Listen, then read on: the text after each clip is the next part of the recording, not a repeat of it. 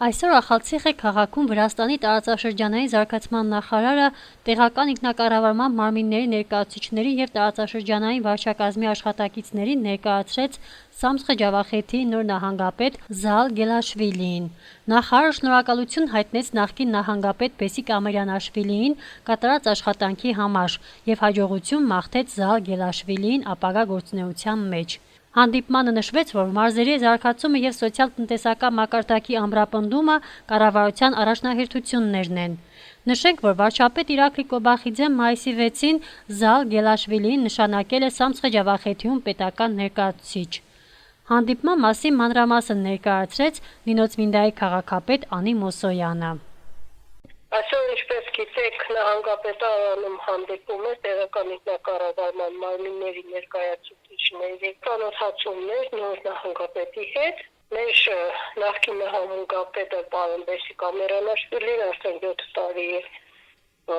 մեր նահանգապետն էր, մեր ռեգիոնն էր ներկայացնում։ Իհարկե շատ հաճելի էր, որ պարոն Բեսիկը նաև գտնվում էր այդ հանդիպմանը, որտեղ որ մենք պարոն Բեսիկին կանվեցանք հաջողություններ, նորանոր գործունեության մեջ, իսկ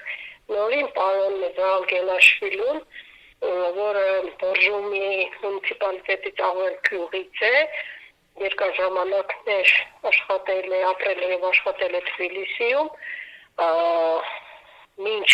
այս պաշտոնին ընդունվել է, աշխատել է Բաքուրյանի զարգացման գործակալությունում, որտեղ եղել է վերահսկողության ծառայության պետ մեր ռեգիոնում, շատ փորձառու մարդ է, աշխատել է տարբեր պաշտոններում, հիմնականում աուդիտի ծառայությունում եւ վերահսկողության ծառայությունում, իհարկե տեղյակ է Սամսխե Ջավախեթիի տարածաշրջանի հետ, այսօրվա հանդիպումը միայն եւ միայն ծանոթացումներ եւ նույն ռիթմով կշարունակենք աշխատանքները, ստանալով համապատասխան